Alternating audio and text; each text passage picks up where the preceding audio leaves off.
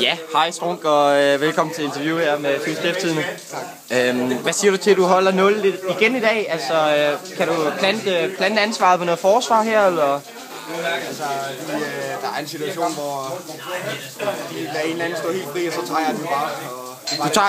Jeg ser dig, du tager den med højre knæ, og altså, kan du stadig mærke den? Sidder den ordentligt, eller hvad? Vi har en reaktion her i omklædningsrummet. Tilbage til Strunk, den vigtige. 0 i dag igen. Er det en bonus, du får? Så hvor meget får du i bonus her?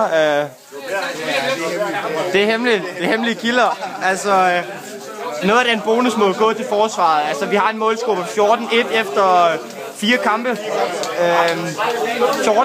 altså Danmarksserien, den runder jo snart, ikke?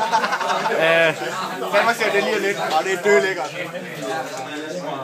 Jeg er nødt til... Du skal have noget træning, skal du? Nej, jeg giver ikke.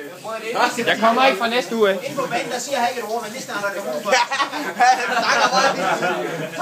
Kan du ikke hive i den der bandit der igen? Man skal lære at have nogle ordentlige pasninger.